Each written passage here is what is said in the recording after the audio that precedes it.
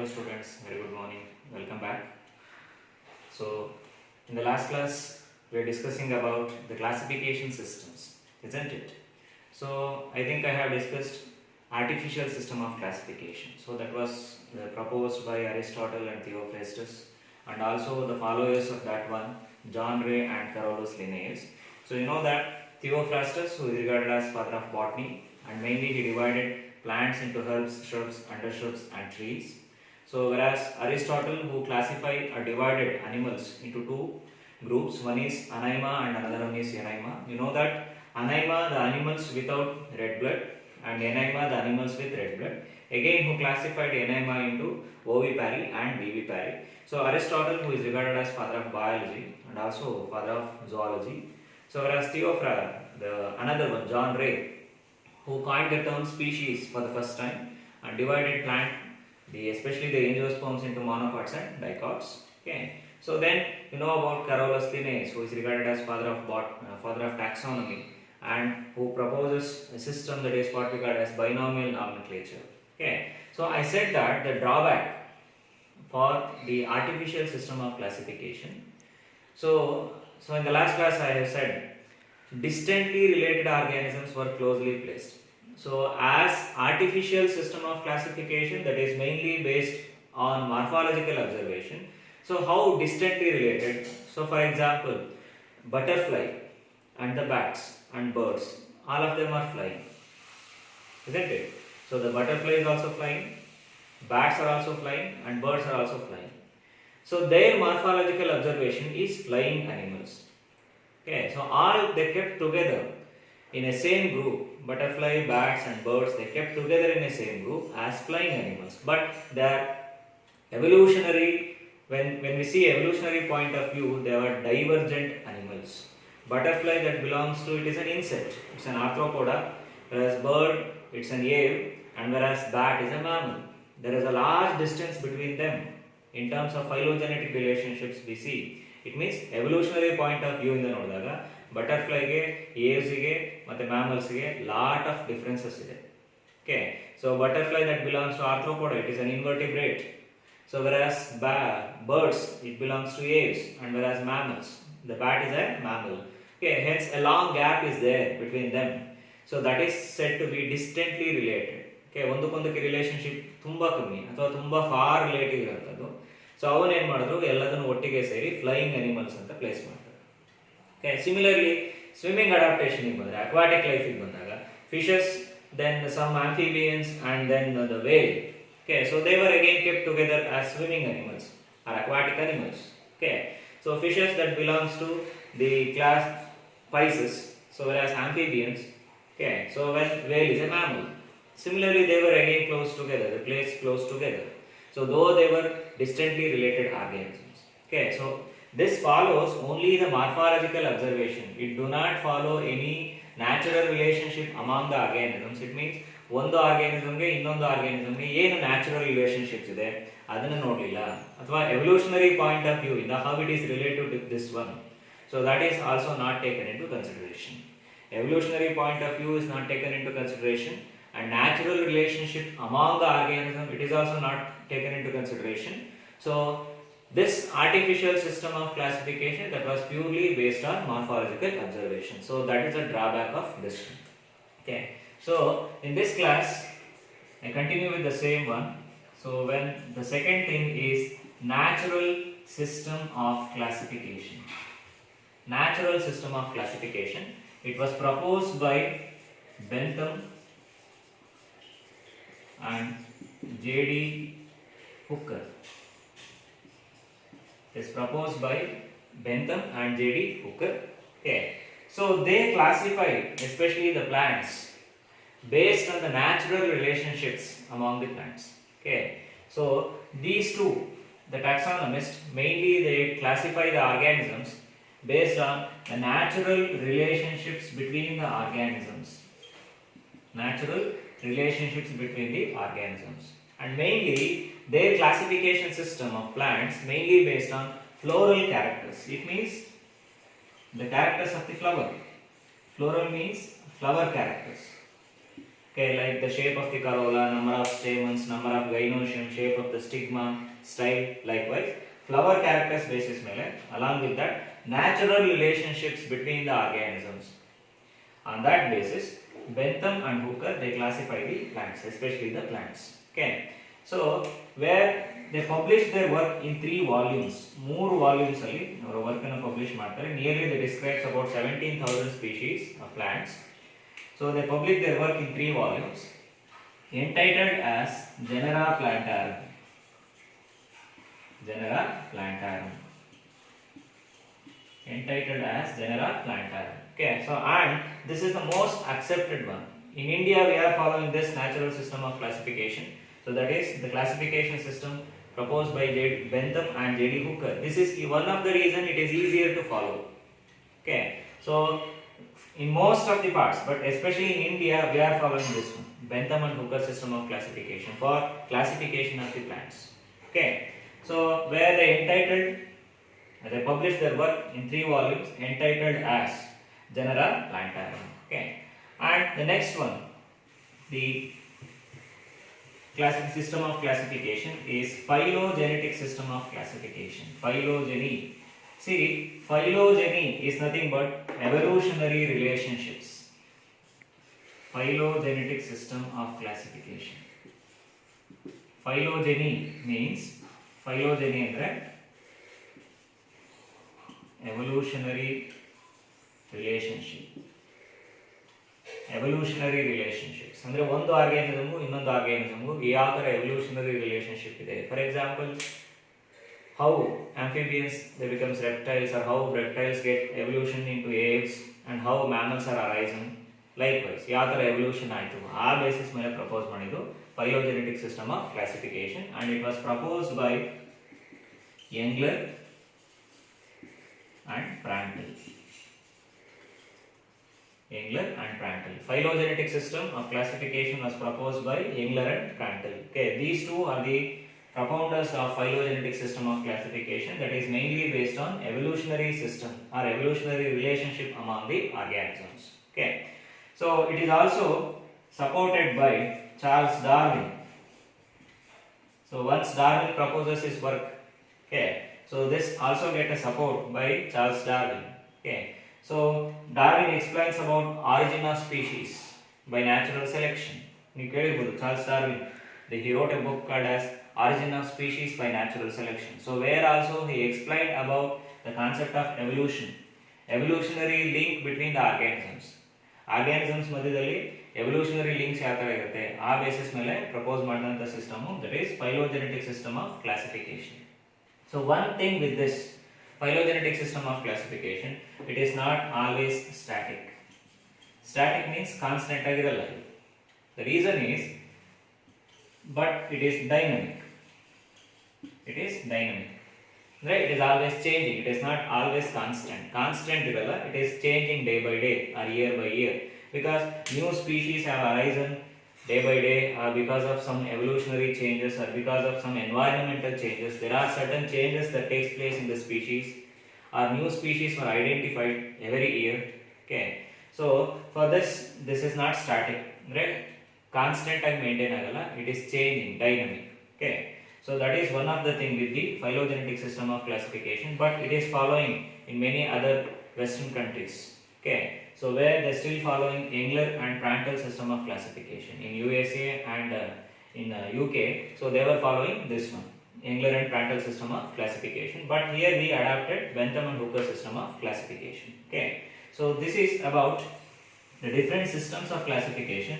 So ಇದರಲ್ಲಿ one more question ಕೇಳ್ತಾರೆ, phylogenetic system of classification is proposed by, then similarly natural system of classification is proposed by, or who is regarded as father of taxonomy, likewise. Okay, such questions will be asked in theory examination. Okay, so then the next concept is about the domain. Concept is about domain. So ಏನಿದು domain ಅಂದ್ರೆ, what is this domain? Domain is highest taxonomic highest taxonomic category. Is a highest taxonomic category. It is more than a kingdom. It is more than a kingdom. It is more than a kingdom. This is the highest taxonomic category and it is more than a kingdom. Okay. So you heard about kingdom, then division. Okay. So then class, order, family, genus and species. That is taxonomic categories. Okay. So species is at the base. So kingdom is the highest one. Kingdom, order or class. So kingdom or division, then class, order, family, then genus and finally the species. See, this domain is higher than a kingdom. It is more than a kingdom. Okay. Sometimes it is considered as an empire. Okay. So where this domain system of classification was first introduced by Dr. Carl Woese and George Fox. George Fox.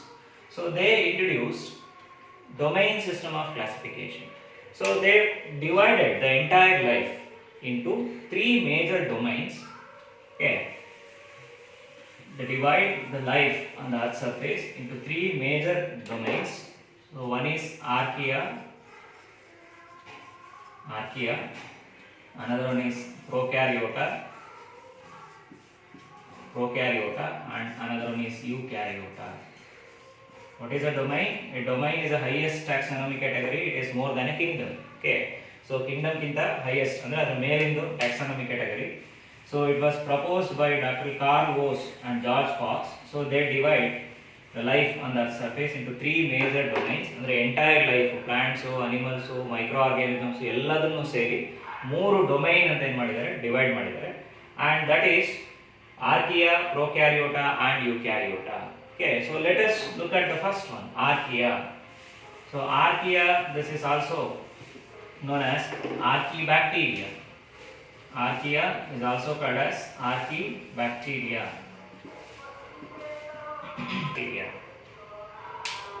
Okay, so the first domain is archaea or archaebacteria. So what is this archaebacteria? Okay, see, Dr. Carl Woese, who discovered a special kind of bacteria. I think you know about bacteria. They are nothing but the unicellular prokaryotic organism. They found almost everywhere. Okay. So where Carl Woese who identified or discovered this type of a special groups of prokaryotic organisms. So where they were able to survive in extreme environmental conditions.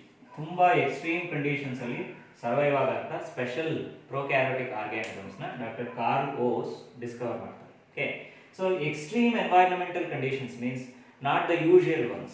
Usual ಅಂತಂದ್ರೆ for example ಈಗ temperature ಒಂದು constant maintain ಆಗಿರೋಂಥದ್ದು ಅಥವಾ some other conditions like pH ಇರಬಹುದು, salinity ಇರಬಹುದು, means salt concentration. So ಇವೆಲ್ಲ normal for all other organisms. It is normal. But extreme conditions ಅಂತಂದ್ರೆ those organisms which were able to survive in high temperature, high acidity, like temperature it is more beyond 100 degrees Celsius, okay, or 200 degrees Celsius, like that.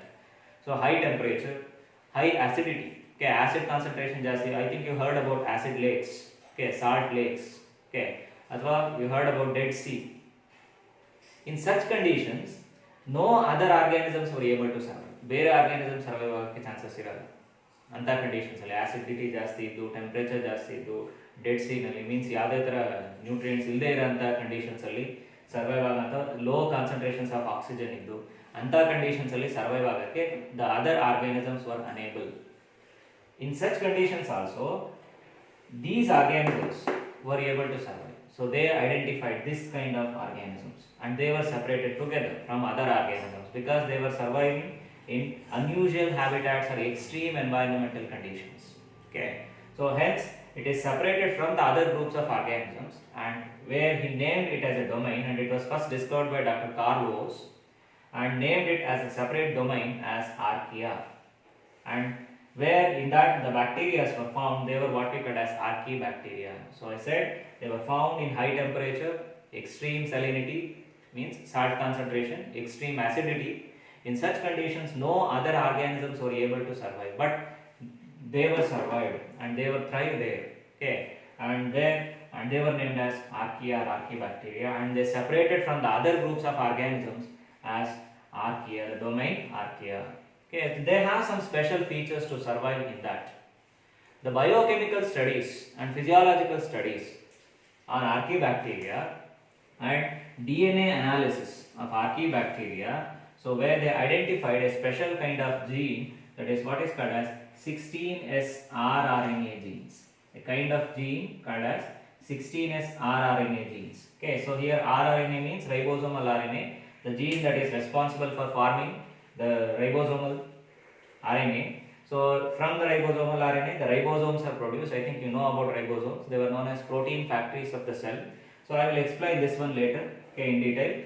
So you just remember this thing. The archaebacteria, they have a special features. That is what we call as, after the sequencing of their DNA analysis madidadmele, they identified 16S rRNA genes. Okay. So and also their cell wall composition. The cell wall composition of archaebacteria, it is different from the normal bacteria.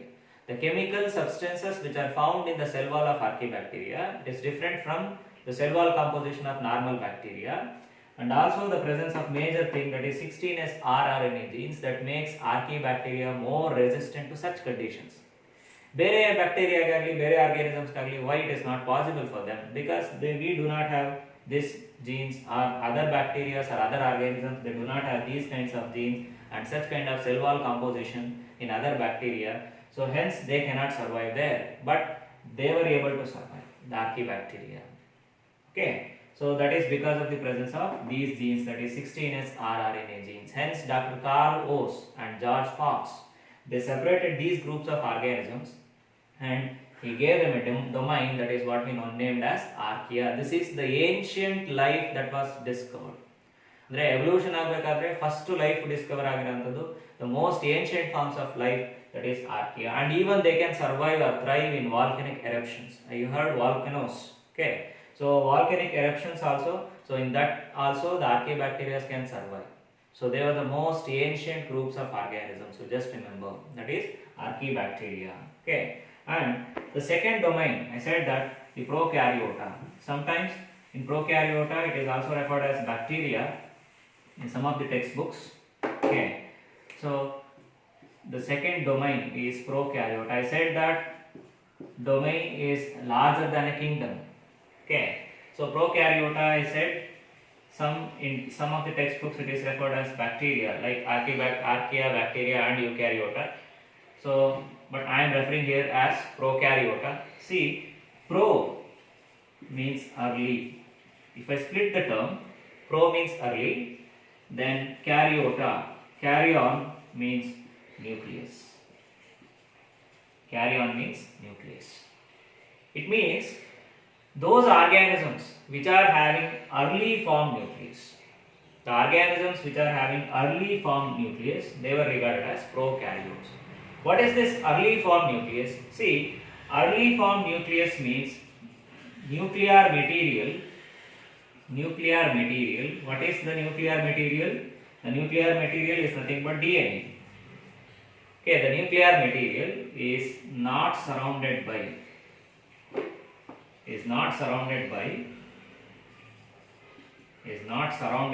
nuclear membrane. Surrounded by nuclear